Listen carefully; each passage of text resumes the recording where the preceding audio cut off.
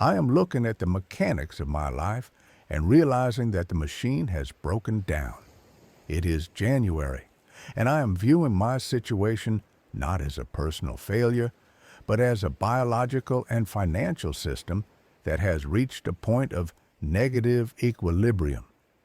To most, starting with zero in 2026 is a source of panic, but to a student of cycles, it is simply a data point that requires a radical recalibration of the machine.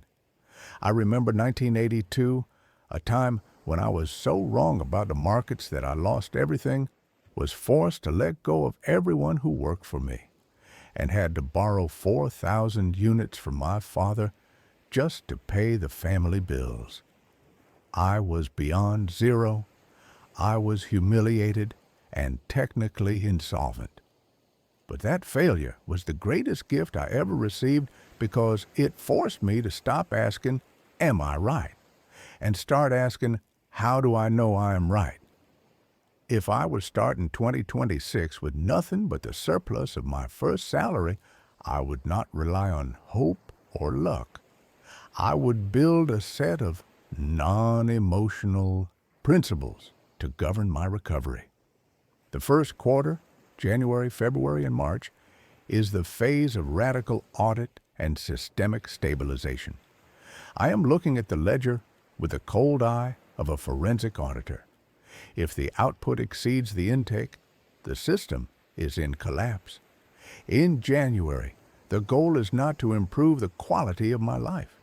It is to reduce the complexity of the machine to its most basic functional components. I am implementing a protocol of extreme austerity, eliminating every cost that does not contribute directly to the maintenance of the biological engine or the primary earning capacity. I am identifying the anchors, the vehicle payments, the lifestyle subscriptions, the social obligations, and I am cutting them with surgical precision. I am not negotiating with my desires. I am negotiating with the laws of physics. Every unit of currency spent on a non-essential utility is a unit of energy leaked from a system that is already on life support. I am dissecting my calorie intake, my transport, and my shelter. If I can share a space, I share it. If I can walk, I walk. If I can eat for less without compromising my ability to think, I do it. The psychological barrier to this is the ego, the need to appear functional to a world that does not care about my solvency. I am killing the ego in January so the machine can live in December. I am recording every transaction, not to judge myself, but to gather the data necessary to understand the cause and effect relationships of my poverty. I am realizing that my previous state was not a lack of opportunity, but a lack of structural discipline. By February, the focus shifts to the throughput of the machine. I cannot create a diversified portfolio from a position of scarcity. I am trading my time at the highest density possible, working multiple roles to create a surplus that is disproportionate to my needs. I am identifying the highest yield for my minutes, whether it is manual, technical, or administrative. I do not care for the prestige of the position. I care for the density of the accumulation.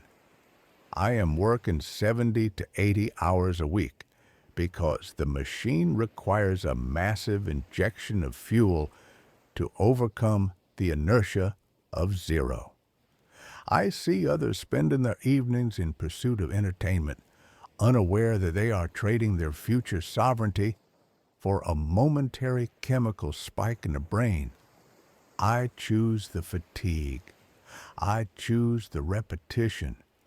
I am analyzing the compounding nature of bad habits, seeing how a single year of unoptimized spending creates a drag coefficient that can last for a generation.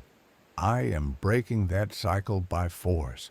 I am looking at the surplus of February not as currency to be enjoyed, but as a seed that must be protected from my own impulses. By March, the engine is starting to turn. The momentum is subtle, but it is there. I am moving away from the gravity of zero.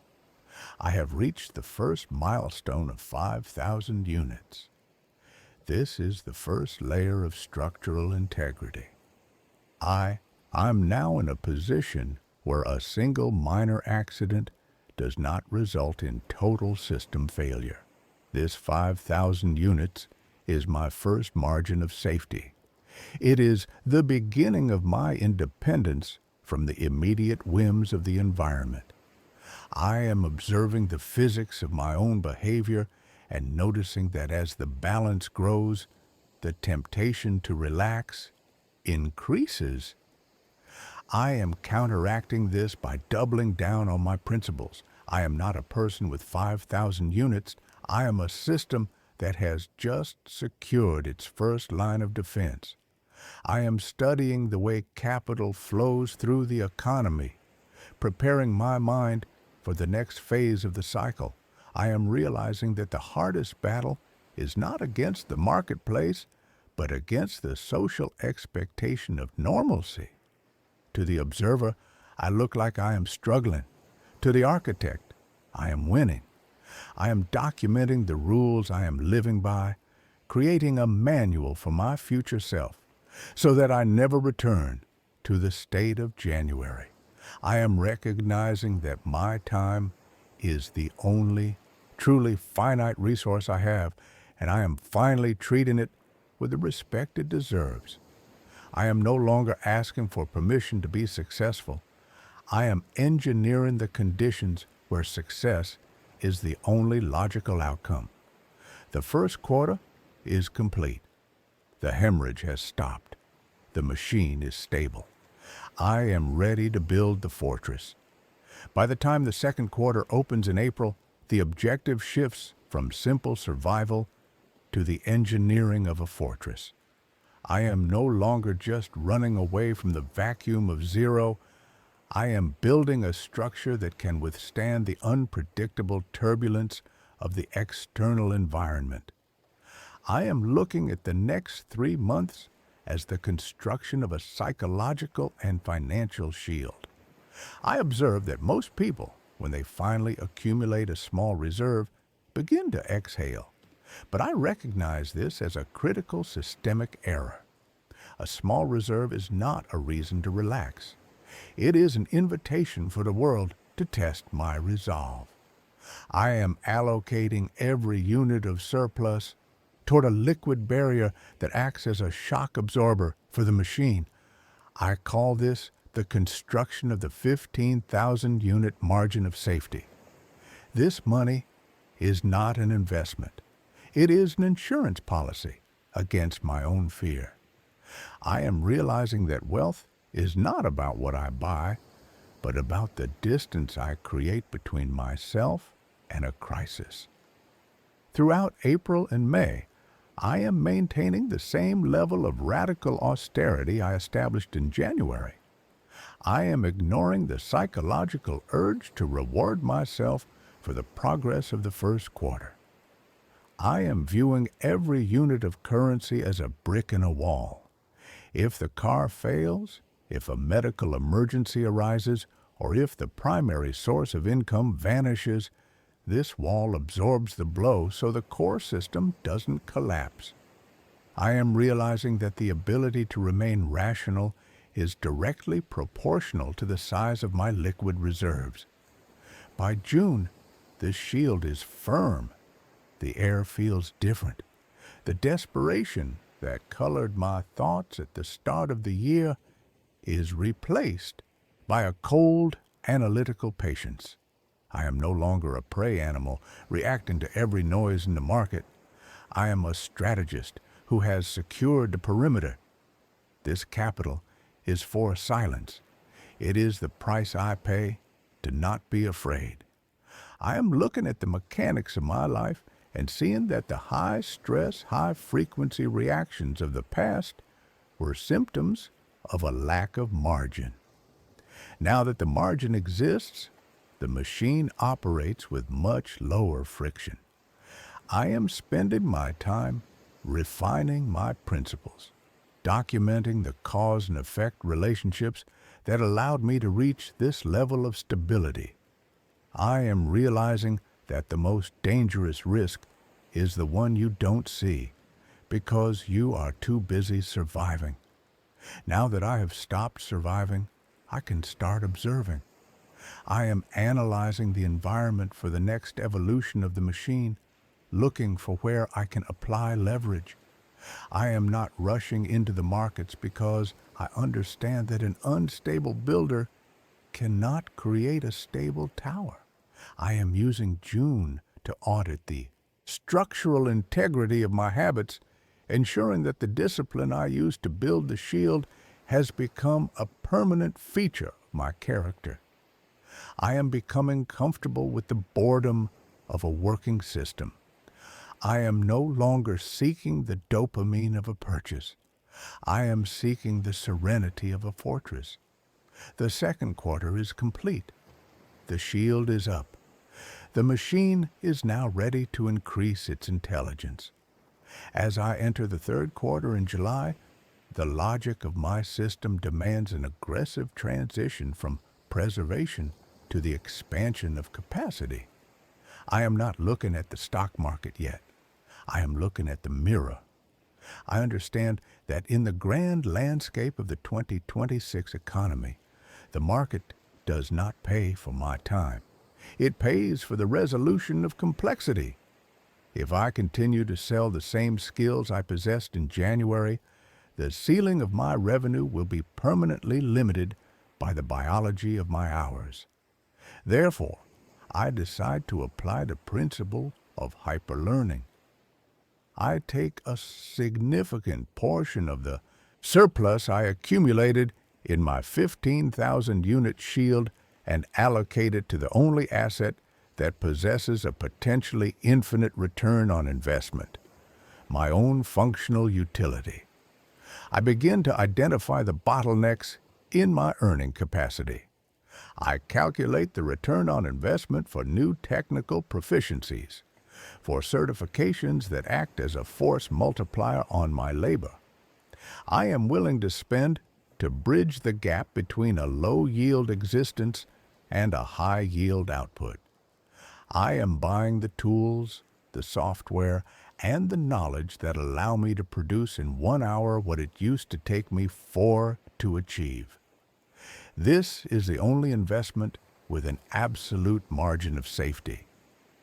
Throughout July and August, I dive into the study of the mechanics of value creation, understanding that my personal machine needs a hardware and software upgrade. I do not view this as a cost, but as an arbitrage of competencies. If I spend $2,000 on a skill that allows me to charge 20 more per hour, I have created a legalized money printing machine.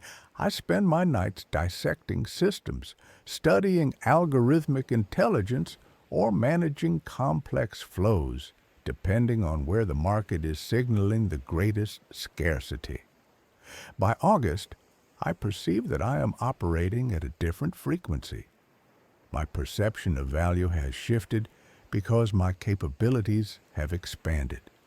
I am observing the physics of leverage, how a small increase in skill leads to a disproportionate increase in capital intake.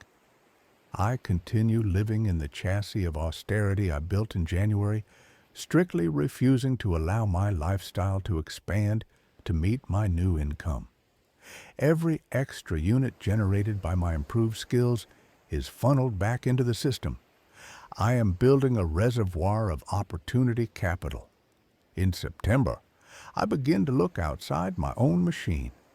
I seek the connections and networks that serve as early warning systems for high-quality deals. I frequent the environments of those who have already crossed the terrain I am navigating now, not to ask for help, but to observe their patterns of thought, their mental models, and how they handle risk.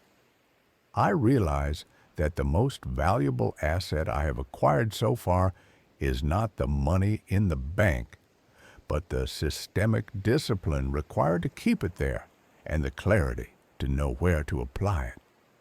I am preparing the transition to the final phase of the year, where the defense ends and the acquisition of productive assets begins. The system is no longer just holding its position. It is preparing for territorial expansion. I begin to map out what I call my all-weather portfolio, a micro version of a total diversification strategy. I do not seek a quick gain. I seek the resilience of flow. I analyze companies that are fundamental to the infrastructure of daily life, businesses that possess competitive moats and generate cash regardless of political volatility. I am refining my decision triggers, ensuring that when I put my capital at risk, I do so with an overwhelming probability of success. The feeling of desperation has been totally replaced by a strategic coldness. I understand now that wealth is a game of aggressive patience. September ends with the machine in its most potent configuration yet. An untouched liquid shield, an expanded earning capacity, and a clear vision of the assets I will capture in the final quarter. I have defeated the gravity of zero. Now, I am ready to test the engine's maximum power. I am looking at the data, and the data suggests that the machine is ready for the ultimate phase, the acquisition of freedom. By the time October arrives, the machine is no longer just a defensive perimeter. It is a functioning engine ready to acquire its first external territory. I am entering the fourth quarter, the phase of structural acquisition and systemic endurance. I am looking for the boring, the repetitive, and the essential. I am not interested in the frantic oscillations of speculative markets or the next big thing that everyone is talking about in the 2026 headlines. I am interested in the physics of cash flow. I begin to apply the principle of the holy grail of investing, which is finding 15 or more uncorrelated streams of income. I start to allocate the growing surplus from my now enhanced primary income into instruments that do not require my biological presence to function. I am looking for shares in companies that represent the fundamental infrastructure of human life, utilities that people pay for before they even think about their luxuries, enterprises that have survived cycles of inflation, war, and technological disruption. I am looking for a yield that is sustainable and resilient. I see the first small increments of capital returning to the system, tiny streams of dividends and interest that represent the first time the money is working harder than the man. These amounts are modest, but in my mental model, they are proof of concept. I am witnessing the birth of a secondary engine. I do not spend this yield. I fold it back into the principle. I am observing the compounding effect of discipline, and I am content to watch the numbers move slowly, because I know that slow is smooth, and smooth is fast. November approaches, and it brings the ultimate test of my structural integrity. The external world enters a state of mass psychosis, a collective ritual of consumption driven by social pressure and environmental cues. I see the crowds trading their entire year of progress for a month of ornaments and temporary chemical spikes in the brain. I see the marketing machines designed to trigger the ancient hunting and gathering instinct of the human mind, turning them toward useless objects. I remain radically detached, watching from within the fortress I have spent 11 months building. I am calculating the opportunity cost of every holiday expenditure, realizing that 1,000 units spent today is 10,000 units of future autonomy lost. I choose to maintain the austerity of January. I explain to the system that the foundation is still setting and that any premature weight will cause it to crack. I am measuring my success not by the gifts I give, but by the sovereignty I am securing for the next decade. There is a profound sense of power in the word no. In December, I conduct a grand audit of the machine.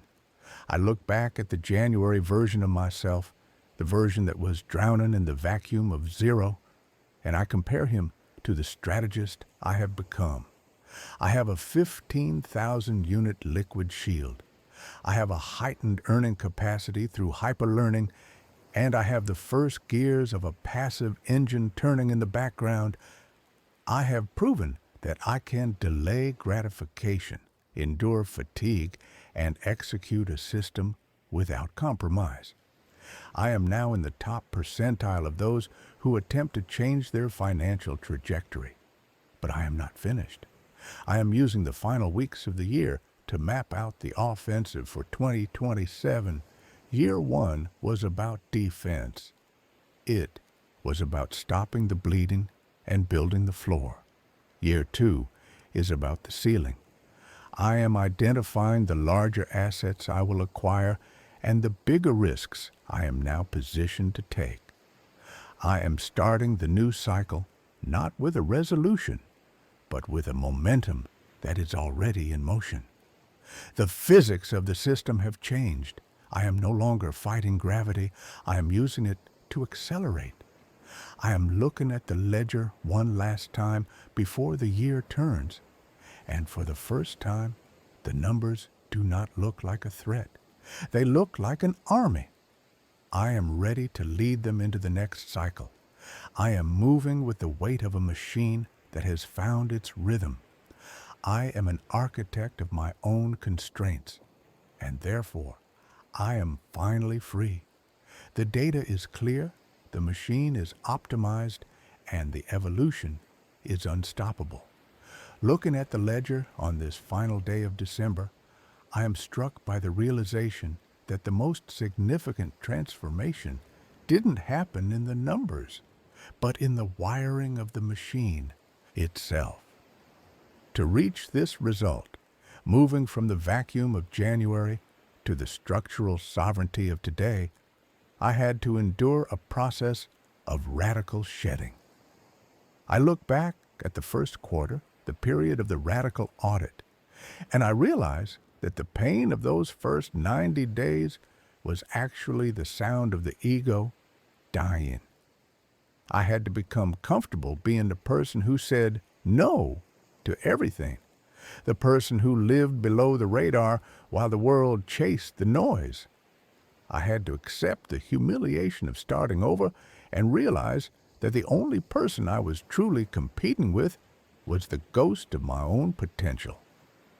The middle of the year was a test of endurance and the application of logic over impulse. Building that 15,000 unit shield wasn't just about money. It was about building a psychological fortress. I remember the nights spent in hyperlearning, pushing the throughput of my brain when every biological instinct told me to rest. But I knew that if I didn't increase the intelligence of the machine, I would be forever trapped in a linear trade of time for survival.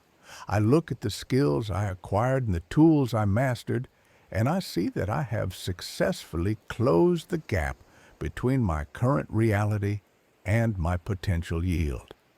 Now, as I stand at the threshold of a new year, the impact on my life is total. I no longer wake up with the physiological weight of anxiety pressing against my chest. I no longer view the economy as a chaotic predatory force, but as a sea of cycles that I am now equipped to navigate.